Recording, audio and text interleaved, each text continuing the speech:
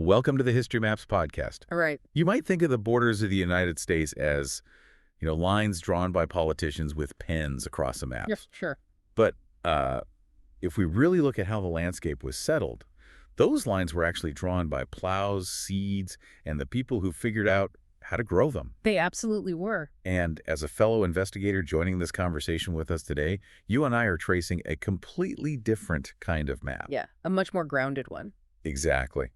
As part of our ongoing History of Agriculture series, we are exploring the vast, the really complex history of agriculture in the United States, relying strictly on the historical sources we have gathered. Right. And our mission here is to trace this monumental shift from the ancient independent domestication of indigenous plants. All the way to the highly mechanized, policy-driven agricultural landscape of the modern era. Exactly. We are digging into the specific facts, the physical realities, and, well, the underlying causes that shaped the food systems of a nation. Because the sheer scale of this transition is staggering when you lay it all out.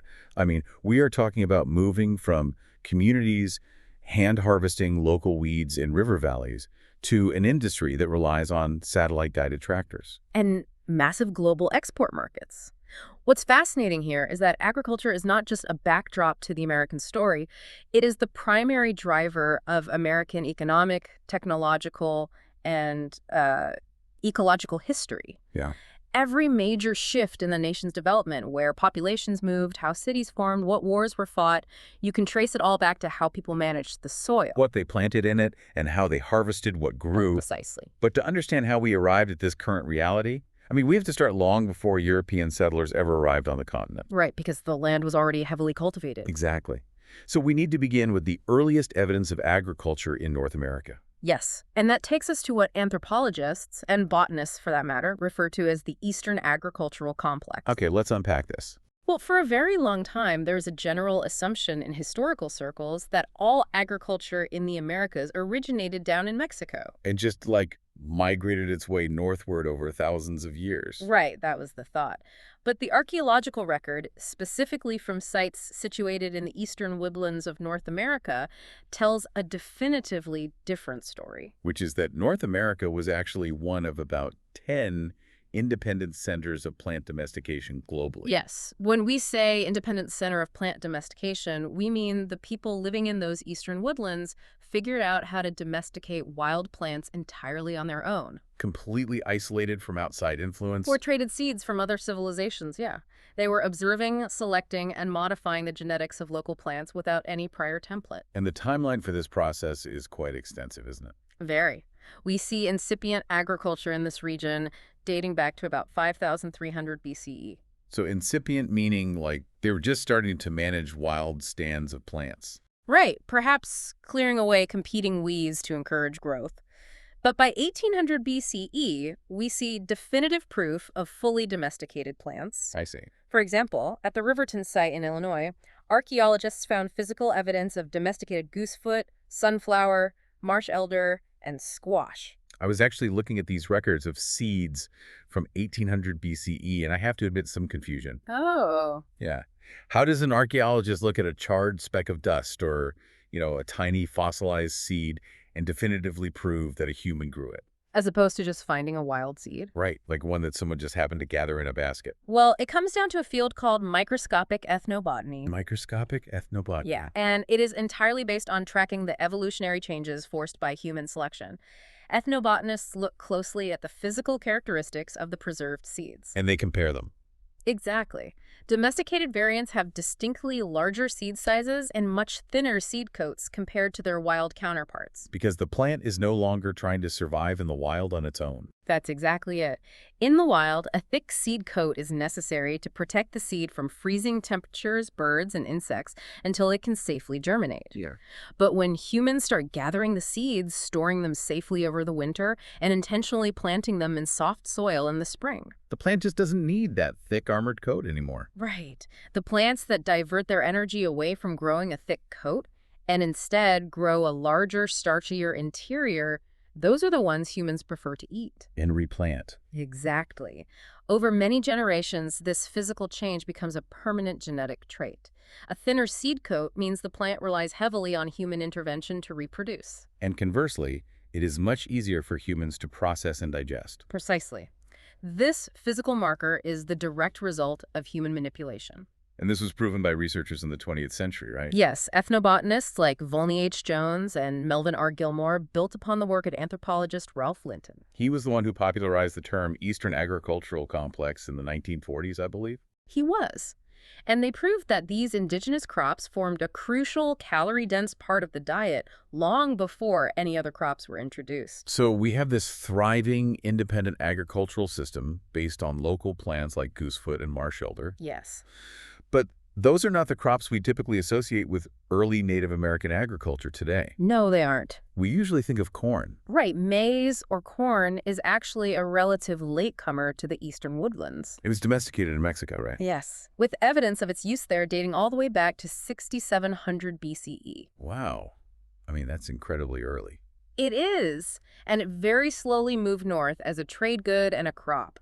We see evidence of maize cultivation in the Southwest, in arid places like Arizona and New Mexico, by 2100 BCE. But it did not arrive in the eastern woodlands until much later. Correct. Sometime after 200 BCE, it was introduced to the east. And by the year 900, maize largely replaced the local indigenous crops of the Eastern agricultural complex. It did. And that transition to maize brought about one of the most mechanically elegant agricultural techniques I think we've seen in the sources. Yes, the Three Sisters method. Famously utilized by groups like the Iroquois. Right. They were intercropping maize, beans, and squash together in the same mounds. Yeah. I look at the Three Sisters method as a perfectly balanced natural engine.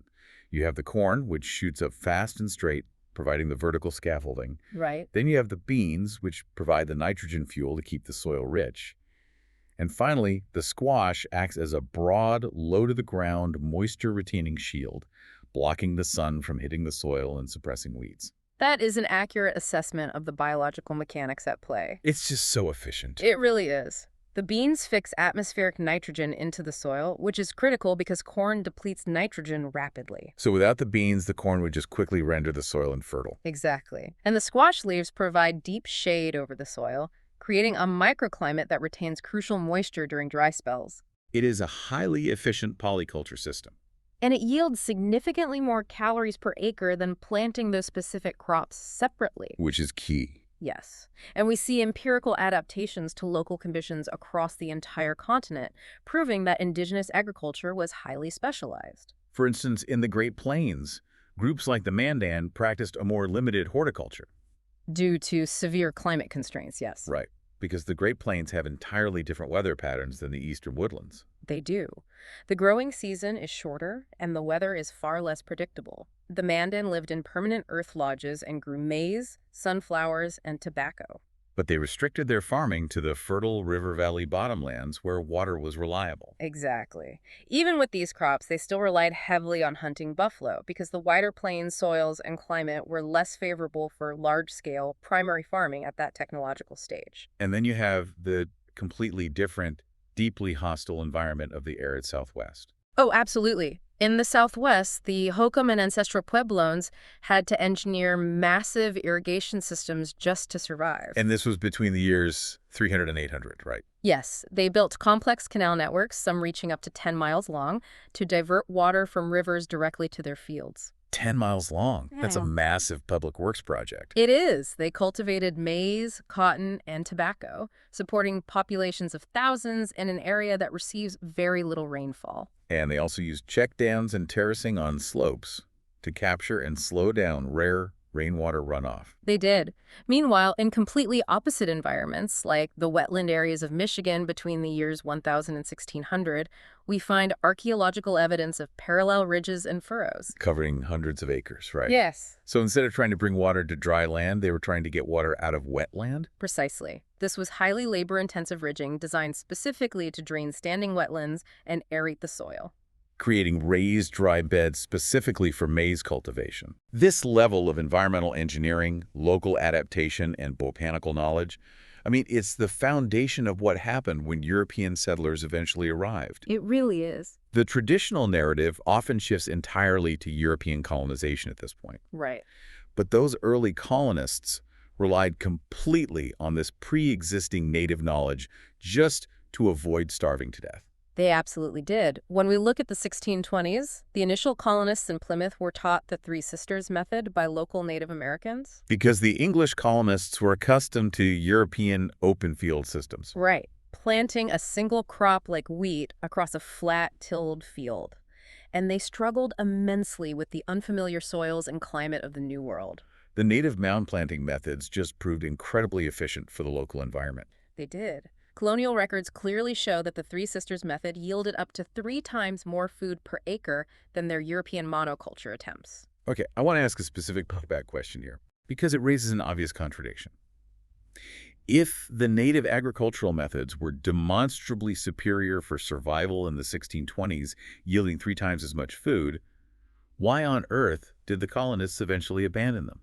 That's a very fair question. I mean, why isn't New England covered in Three Sisters mounds today? Well, if we connect this to the bigger picture, we see a fundamental shift in the primary purpose of agriculture. From what to what? The early colonists used these indigenous methods for immediate subsistence survival. They just needed to make it through the winter. Right. But as the colonies stabilized and grew, the goal shifted from mere daily survival to market-driven commerce. Ah, right. The European powers funding these colonies wanted exportable cash crops to sell back across the Atlantic. So it was an economic shift, not an ecological one. Entirely economic. The complex mixed crop mounds of the Three Sisters are excellent for feeding a local family or a village. Yeah. However, they are incredibly difficult to harvest on a massive commercial scale. Because it's all tangled together. Exactly. You have to carefully pick the beans off the corn stalks by hand, avoid stepping on the squash vines, and harvest each plant at a slightly different time. Which is super labor intensive. It is. Yep. Compared to a vast, flat field of a single crop like wheat or tobacco, which can be harvested all at once, polyculture is just not suited for mass export. And this desire for exportable monoculture altered the landscape permanently. Yes, and created deeply entrenched regional economies. And those regional economies were dictated by the specific geography and climate of the different colonies. You couldn't just grow whatever you wanted wherever you landed. Correct. In New England, the rocky soil left behind by ancient glaciers, combined with harsh, long winters, severely limited large-scale commercial farming. They couldn't grow vast fields of cash crops. So they reverted to subsistence farming, growing hardy crops like rye and corn, and raising livestock. Because agriculture could not drive their export economy, they heavily supplemented their income with fishing, whaling, and timber extraction. Exactly, but then you have the middle colonies, encompassing Pennsylvania and New York, which became known as the breadbasket. Right, they had fertile river valleys and wilder climates that were perfect for commercial yields of wheat, barley, and oats. They did. This is also where we see specific ethnic farming styles influencing the land based on where the immigrants originally came from. Yes, the middle colonies were agriculturally diverse. Dutch settlers in places like New York and New Jersey built dikes and complex drainage systems starting in the 1660s. Utilizing the exact methods from the Netherlands to farm low-lying wetlands. Precisely. And German immigrants, often referred to as the Pennsylvania Dutch, settled the interior regions from the 1680s onward. And by the 1750s, they had developed some of the richest rural economies in the colonies. Through meticulous soil management and advanced crop rotation, bringing deeply ingrained European agronomy to the fertile American valleys. Further inland, the Scots-Irish migrated into the Appalachian frontiers between 1717 and 1775. Right, and they practiced a rugged, semi-subsistence herding and small grain cultivation that was perfectly suited to the steep, hilly terrain where large plows couldn't go. So while the north and middle colonies focused on grain and mixed farming, the southern colonies took a completely different path due to their warm, humid climate and navigable coastal rivers. Yes, they focused entirely on cash crops. Tobacco cultivation started in the 1610s, rice in the 1680s, followed by indigo and eventually cotton. And this intense southern focus on labor-demanding cash crops cemented a brutal and entirely different labor system, The plantation economy. which relied on coerced labor, specifically enslaved Africans. But what is vital to understand from the historical sources is that enslaved West Africans provided crucial, highly specialized knowledge transfer. Not just physical labor. No, not at all. This was particularly true for rice cultivation in the Carolinas. I was reading about this in the material, and it struck me that West African expertise included seed selection and tidal irrigation. How does tidal irrigation actually work on a mechanical level? Well, tidal irrigation is a highly complex landscape-scale engineering feat. Rice requires immense amounts of water, but it needs to be fresh water, not salt water. Okay, but the Carolina coast has rivers that empty into the ocean, Yeah. and they are subject to ocean tides. Exactly. The engineering involves building an intricate system of banks, deep ditches, and wooden floodgates called trunks along these tidal rivers. Strong's right. As the ocean tide rises, the heavy salt water pushes up the river from the sea. This wedge of heavy salt water forces the lighter fresh river water up higher. Oh, I see. The farmers use that natural hydraulic pressure to push the fresh river water through the wooden trunks and flood the rice fields at very specific times in the growing cycle. And when the tide ebbs and the river level drops, They open the gates to drain the fields. that requires an intimate understanding of hydraulics, topography, and tidal charts. It does. And West Africans brought the specific engineering knowledge to construct and manage these precise systems. Because they had been utilizing similar tidal environments along the West African rice coast for generations. Yes.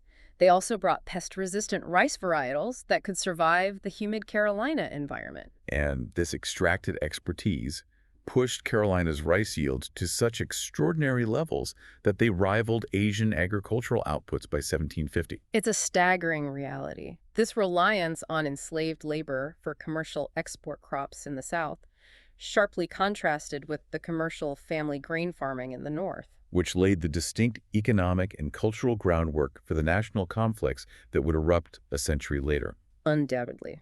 So as the nation expanded into the 19th century, the demand for these crops, wheat in the north and cotton in the south, surged. Right. Populations were growing, industrial cities were forming, and Europe was buying. But the farmers hit a massive physical bottleneck. They physically could not harvest enough to meet the demand. Exactly, because the bottleneck was human labor and hand tools. Before the 19th century, the physical methods used in harvesting grain had not changed significantly for thousands of years. A farmer in 1800 using a hand sickle, a curved blade used to cut handfuls of stalks at a time, could hope to cut a fifth of a hectare of wheat in a single, exhausting day. Yes, and 30 years later, using a cradle, which is a long scythe, equipped with wooden fingers to catch the cut grain so it lays flat for easier gathering. A strong worker might cut 4/5 of a hectare. But the fundamental problem is the harvest window. The harvest window for wheat is very brief. You have to cut it when it is ripe, but before it spoils, before the seeds shatter onto the ground, or before a late summer storm ruins the crop. Exactly. So it didn't matter if you owned 1,000 acres of prime wheat-growing land. The amount of land you could successfully farm was strictly limited by how many human hands you had available to swing a blade during that short 2-week harvest window. Right. You could plant as much as you wanted, but whatever you couldn't cut by hand in that short window would simply rot in the field. Here's where it gets really interesting. The 19th century brought the mechanical revolution that fundamentally shattered this labor bottleneck and altered the speed of agriculture forever. It did. In 1793, Eli Whitney invented the cotton gin, which mechanized the painstaking process of separating cotton fibers from their sticky seeds, accelerating southern cotton production. Yes, but the massive breakthrough for the northern grain fields came in the 1830s. Cyrus McCormick invented the mechanical reaper in 1831. Officially patenting it in 1834. Correct. McCormick's reaper was a horse-drawn machine that effectively replaced the swinging motion of human arms. How did it work mechanically? It used a ground wheel, a large wheel that rolled across the earth to turn a crank. That crank drove a reciprocating knife, a jagged blade that moved rapidly back and forth through metal guards. Cleanly severing the wheat stems as the horses pulled the machine forward. Exactly. It also featured a platform to catch the falling stalks. This drastically reduced the need for multiple workers following behind to gather the grain. So output jumped from a fraction of a hectare a day to several acres a day per machine. It did. And he wasn't the only inventor attacking this problem. Obed Hussey patented a very similar design in 1833, leading to intense patent rivalries. Meanwhile, the Pitt brothers developed a mechanical thresher to separate the harvested grain kernels from the stalks and chaff, Which reduced a processing task that used to take weeks of beating grain with hand flails down to just a few hours. The pace of innovation really accelerated. By 1847, McCormick recognized that the future of wheat was moving west, so he opened a major factory in Chicago. Right. And in the 1870s, his company added twine binding capabilities to the reaper, automatically tying the loose grain stalks into neat sheaves, entirely removing another manual job from the field. That constant mechanical refinement is what defined the era. While McCormick was solving the harvest bottleneck above the ground, John Deere was solving a completely different physical problem down in the soil itself. Yes, the soil of the Midwest. Right. In 1837, Deere invented the steel plow. I found this detail in the sources fascinating. The cast iron plows that settlers brought with them from the East were failing miserably in the Midwest. They were. Can you walk us through exactly why the cast iron plows clogged up and how Deere's specific use of a saw blade solved this sticky situation? Well, it is a perfect example of applied physics. The soils of the eastern United States tend to be sandier, rockier, and lighter. Cast iron plows work perfectly well there. But cast iron at a microscopic level is porous and slightly rough. Exactly. And when settlers reached the Midwest prairies, they encountered entirely different soil mollisols. Mollisols. These soils are deep, heavy, incredibly rich in organic matter, and highly adhesive. So when a farmer used a cast iron plow, this thick, sticky sod would adhere directly to the rough metal of the plow blade. Right. The farmer would constantly have to halt the team of horses, grab a wooden paddle, scrape the heavy mud off the plow by hand, and start again. Only to stop 10 feet later.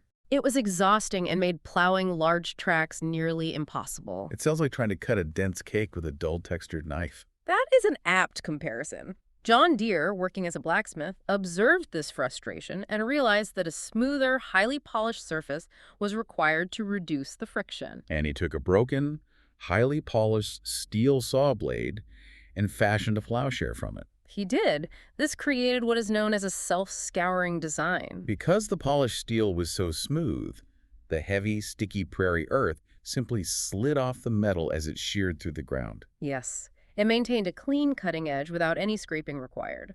This specific metallurgical innovation, the switch from rough iron to polished steel, was the key that finally allowed farmers to break the deep prairie sod efficiently. The national impact of these combined machines was immediate and staggering.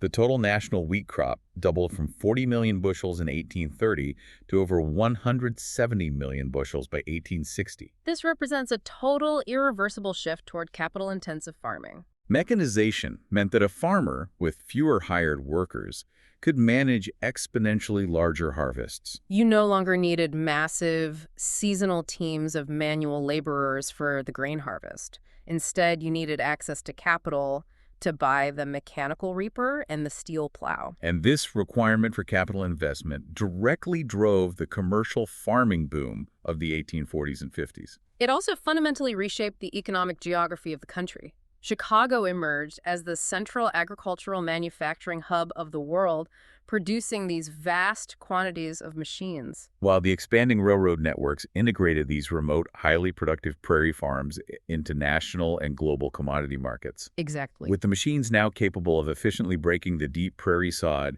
and harvesting vast, uninterrupted fields of grain, the federal government decided to heavily incentivize citizens to move west and claim this land. Which leads us to the Homestead Act of 1862. Right. The Homestead Act remains one of the most consequential pieces of land legislation in U.S. history. It offered 160 acres of surveyed public land to citizens, or individuals who intended to become citizens, for a minimal filing fee of $18. Yes, and the requirements to keep the land were 5 years of continuous residency and cultivating at least 10 acres of the plot. It was a massive transfer of property. Okay. Between 1862 and 1976, over 270 million acres were distributed into private hands across 30 states. It was substantial. But I have to challenge the reality of the Homestead Act, because looking at the numbers, there was an inherent contradiction. Okay. The government offered 160 acres for essentially free. That sounds like a massive, life-changing amount of land to a factory worker in the East or an immigrant arriving from Europe. Sure. But the sources indicate an incredibly high failure rate. Was this act actually a trap for farmers moving to the semi-arid land of the West? I mean, did the government hand them a farm they couldn't possibly survive on? This raises an important question about the application of generalized policy across vastly diverse ecological geographies. The Homestead Act essentially took Eastern farming metrics and applied them blindly to Western drylands. Ah, I see. In the eastern United States, 160 acres of land receiving 40 inches of regular rain a year is a substantial, highly viable farm. A family could easily sustain themselves and produce a surplus. But as these hopeful settlers pushed past the 100th meridian into the Great Plains, they entered a semi-arid environment. Yes. This region averages only 15 to 20 inches of unpredictable rainfall annually. And in that dry climate, 160 acres simply was not enough land to produce a viable living using standard dryland farming techniques. It really wasn't. To survive there, you either needed thousands of acres to leave massive portions fallow to collect moisture, or you needed massive capital for deep wells and irrigation. Which homesteaders did not have. No, they didn't. The physical realities they faced were brutal. In the northern plains, the failure rate for homesteaders was a staggering 60 to 80%. They faced low rainfall, highly alkaline soils that stunted crops, and devastating grasshopper plagues. The sources specifically note swarms between 1874 and 1877 that blotted out the sun and ate everything down to the tool handles. Yes. Despite this immense failure rate, the westward expansion continued, heavily driven by the railroads. Right, the railroads had been granted massive tracts of land by the government. Which they then sold cheaply and aggressively advertised across Europe, bringing waves of German, Scandinavian, and British immigrants into the plains. And as these new farmers arrived and tried to fence in their 160-acre plots to protect their meager crops, they came into direct, violent conflict with another booming agricultural industry that already occupied the space. The cattle kingdom. Yes. After the Civil War, Texans began rounding up millions of feral longhorn cattle, which were the rugged descendants of older Mexican herds. Ranchers utilized the vast, completely unfenced public domain of the Great Plains for free grazing. In 1866, the famous Chisholm Trail opened, and cowboys drove herds hundreds of miles north. By 1871, over 4 million head of cattle had been driven to Kansas railheads to be shipped to eastern meat markets. This is the classic era of the open range, the stuff of Western movies. But it didn't last very long at all. No, it was brought down by a combination of extreme weather, corporate greed, and a very simple, cheap invention. The open range system inherently relied on unimpeded access to vast amounts of natural grass and scattered water sources. But by the 1880s, the range was severely overstocked by competing ranching syndicates, leading to massive forage depletion. The grass was simply eaten down to the dirt. Then came the catastrophic blizzards of 1886 to 1887, an event known historically as the Great Die-Up, which killed a massive percentage of the starving northern herds, freezing millions of cattle where they stood. Simultaneously, a technological shift occurred. Joseph Glidden patented barbed wire in 1874. Which was incredibly cheap, right? Very cheap.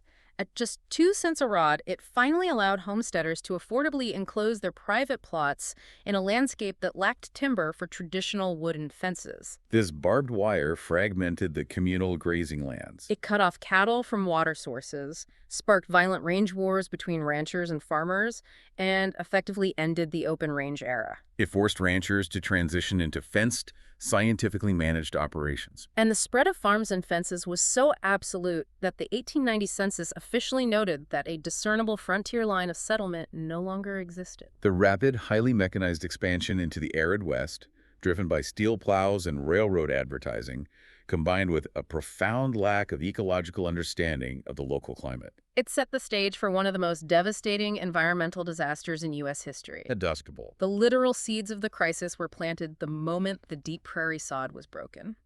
But it is important to note that the government was, concurrently, trying to build an institutional foundation for agricultural science to understand this vast new land. 1862 was not just the year of the Homestead Act. It was a legislative watershed. It saw the creation of the United States Department of Agriculture and the passage of the Morrill Land Grant Act, which funded public agricultural colleges across the nation. Later, the Hatch Act of 1887 set up federal-state cooperation for localized agricultural research. And the Second Morrill Act of 1890 provided crucial funding for Black land-grant schools in the segregated South. Out of that educational system came brilliant figures like George Washington Carver. As the director of agricultural research at Tuskegee Institute from 1900 to 1910, He pioneered hundreds of new uses for peanuts, sweet potatoes, and soybeans. His primary goal was to diversify Southern agriculture away from the relentless, soil-depleting monoculture of cotton. Because Carver's work was highly focused on soil conservation, nitrogen restoration, and creating self-sufficiency for Southern farmers. Unfortunately, out on the Great Plains, a completely different, purely extractive approach prevailed. This was accelerated by another mechanical leap: the widespread adoption of the gasoline tractor in the early 20th century. And the adoption of the tractor actually reveals an interesting economic ripple effect across the country. According to the sources, tractors replaced horses rapidly on the flat, expansive plains during and after World War I. Right. But this caused a massive drop in the price of workhorses. Because horses became so cheap, farmers in the South actually delayed adopting tractors, simply buying up the cheap horses from the plains instead. That is a perfect example of how interconnected the agricultural economy had become. But on the plains, the tractor allowed farmers to plow up millions of acres of deep-rooted, drought-resistant prairie grasses with unprecedented speed. They did this to plant shallow-rooted monoculture crops, primarily wheat, to meet incredibly high commodity demand and patriotic pushes for food during World War I. They destroyed the ecological anchor of the soil, and then, in the 1930s, the rain stopped. A severe multi-year drought hit the overplowed monoculture plains. This caused the Dust Bowl. Without the deep roots of the prairie grass to hold the moisture and the earth together, millions of acres of topsoil turned to fine powder and simply blew away in the wind. The first-hand accounts from the time are absolutely harrowing. For instance, we have the writings of Caroline Henderson, a pioneer who wrote Letters from the Dust Bowl. Her accounts provide a vital ground-level perspective on the sheer scale of the ecological collapse. She described the daily, inescapable horror of the dust storms. She wrote about how the fine dirt seeped through the cracks of windows, enveloping the insides of houses so thickly you could write your name in it on the dinner table. It's hard to even fathom. She described how valuable farm machines became completely buried under expansive, shifting sand dunes, rendering them useless. She even recounted how livestock literally choked to death, their lungs filled with fine soil. And the climax of this terror was Black Sunday, where storms reached 1,000 feet tall, rolling across the plains with 60-mile-per-hour winds, sweeping out the sun entirely and plunging towns in an impenetrable, terrifying darkness in the middle of the day. Ultimately, 2.5 million people were displaced, fleeing the ruined landscape. The Dust Bowl forced a massive, desperate pivot in American agriculture. The federal government realized that a purely extractive mindset would destroy the nation's ability to feed itself. It necessitated a shift to managed conservation. President Franklin D. Roosevelt created the Soil Erosion Service in 1933, which later became the Soil Conservation Service, or SCS. It was led by a man named Hugh Hammond Bennett, a soil scientist who had been arguing for years, largely ignored, that topsoil erosion was a critical national menace. But I imagine Bennett and the SCS couldn't just walk onto a proud, independent farmer's land in Oklahoma and order them to stop plowing their own property. No, they had absolutely no regulatory authority to force compliance. They had to rely entirely on diplomacy, education, and crucially, financial incentive. Because the culture of the American farmer was highly independent and historically resistant to federal meddling. Exactly. Bennett and the SCS set up localized demonstration projects. They worked with willing farmers to prove that specific techniques like contour plowing across a slope rather than up and down to prevent water runoff terracing, and crop rotation actually worked to save the soil and retain water. So they had to prove the science in the dirt, not just on paper. Exactly. But more importantly, through the Agricultural Adjustment Administration, or AAA, they utilized financial contracts to pay farmers to take highly erodible land completely out of production. They paid farmers government money to plant native grass on 53 million acres of barren, blowing land. This achieved two massive goals simultaneously. It physically stabilized the soil with root systems to stop the dust storms, and it artificially reduced the massive crop surplus that was driving crop prices down, thereby helping to stabilize the commodity market for the farmers who were still planting. Coming out of the Great Depression and World War II, American agriculture entered an era of hyper-productivity. The lessons of the Dust Bowl led to better soil management, but technology accelerated again. Tractors entirely replaced horses everywhere. Chemical fertilizers derived from wartime munitions manufacturing and genetically hybridized seeds became the absolute standard. The resulting productivity gains are staggering to consider.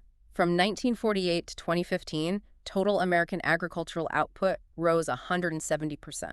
And this massive increase was achieved with fewer actual farms and a tiny fraction of the historical labor force. But this modern era is also defined by the increasingly complex, heavily debated web of federal legislation known broadly as the Farm Bill, which attempts to manage the economic fallout of this massive productivity. So what does this all mean? When we look at the evolution of federal agricultural policy, we went from an $18 filing fee for 160 acres of land under the Homestead Act to the 2018 Farm Bill, which carried a projected 5-year price tag of $428 billion. That is a legislative transformation that mirrors the mechanical one. The scope expanded dramatically. The initial 1933 AAA, passed during the emergency of the Depression, was a relatively brief document of just 24 pages. The modern bills run to hundreds of pages of complex economic regulations. For example, in 1973, the Farm Bill incorporated the food stamp program, now known as SNFP. This is crucial because nutritional assistance currently accounts for roughly 76.1% of the bill's total massive spending, uniting urban consumer interests with rural agricultural interests to ensure the bill passes Congress. But regarding the mechanics of farm production itself, the policy shifted repeatedly over the decades to manage the changing economic realities of overproduction. Yes. I want to track exactly how those policies mechanically work to manage the massive surpluses caused by all this new technology. It wasn't just handing out cash, there were specific economic mechanisms. Let's start in the mid-century. In 1949, the government primarily used flexible price supports and commodity credit corporation loans. Essentially, the government guaranteed a minimum price. If the open market price fell below that guarantee, the government would simply acquire the surplus crops from the farmer, keeping prices artificially elevated. But as hybrid seeds and chemical fertilizers pushed crop yields higher and higher, the government ended up physically holding massive, expensive inventories of grain in silos across the country. This was unsustainable. So in 1961, they introduced the Feed Grains program. This program offered voluntary acreage reductions in exchange for direct diversion payments. They were essentially paying farmers not to plant crops at all, similar to the SCS conservation tactics during the Dust Bowl, but this time strictly for economic supply control. Yes, to choke the supply and raise the market price organically.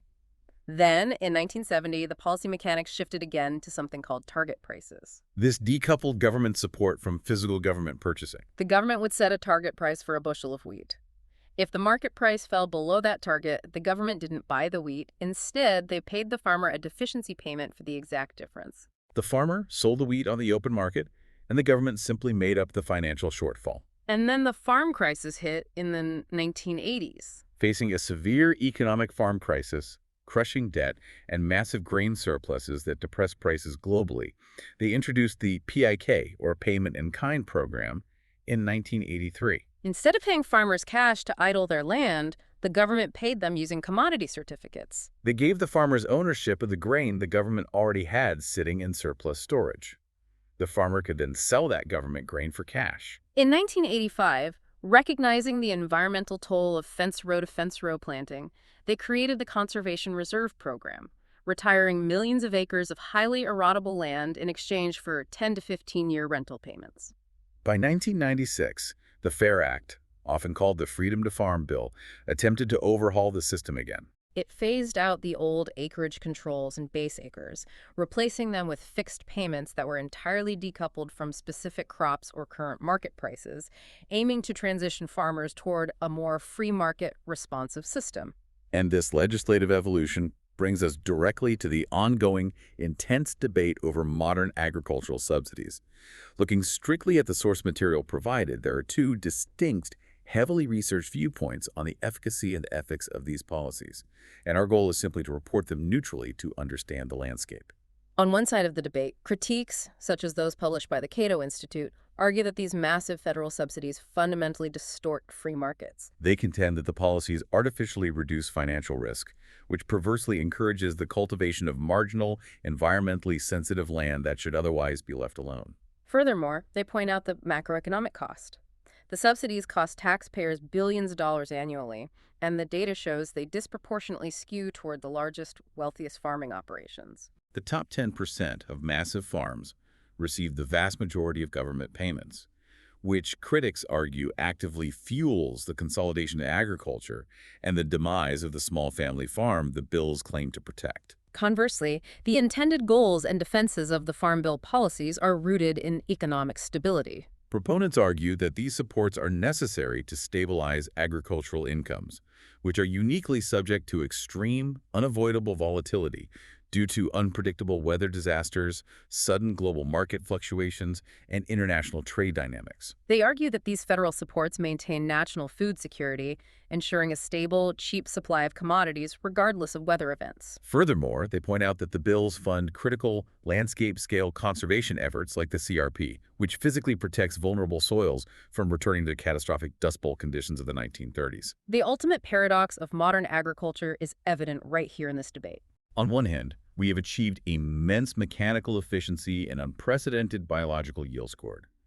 Corn output alone rose an astounding 300% from 1948 to 2015 on essentially stable acreage. Yet, this highly productive, technologically advanced system is simultaneously highly dependent on constant federal policy intervention and remains deeply vulnerable to both environmental and economic shocks. To recap this massive journey, we started deep in the past with the Eastern Agricultural Complex, examining how indigenous peoples independently and meticulously domesticated native plants over thousands of years. We saw how those local plants were eventually replaced by maize, leading to the highly engineered, ecologically balanced Three Sisters method and massive landscape-altering irrigation networks in the arid Southwest. That deep indigenous botanical knowledge is what kept early European colonists alive, who then adapted those crops to their specific regional climates, utilizing enslaved West African engineering expertise in the South to build massive, export-driven agricultural economies. We then traced how the ancient bottleneck of manual human labor was completely shattered by 19th century mechanical breakthroughs,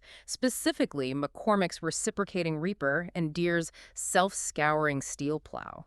This machinery enabled the rapid, often environmentally catastrophic expansion into the Great Plains under the Homestead Act, leading directly to the ecological disaster of the Dust Bowl when the deep sod was broken. The resulting emergency pivot toward managed conservation, led by the SCS, laid the foundational groundwork for the modern era of hyperproductivity, which is now managed by the vast economic complexities of the modern Farm Bill. Every single item sitting in your pantry right now is the end result of thousands of years of botanical engineering, mechanical invention, severe ecological lessons, and fierce political debate over how to manage the dirt beneath our feet. It is a massive system built on continuous, sometimes painful adaptation. But here is a final thought to leave you with, looking all the way back at where we started. The ancient indigenous plants of the Eastern Agricultural Complex, like goosefoot and marsh elder, were carefully domesticated over thousands of years to grow larger seeds with thinner coats. But when they were abandoned in favor of maize, and humans stopped tending them, those plants lost their domesticated traits and slowly reverted back to their tough, wild forms to survive on their own. If our current, highly specialized, genetically modified agricultural system were ever severely disrupted by climate or economic collapse, what might happen to the delicate, high-yield crops we rely on today? Thank you for listening. History Maps. Learn history visually.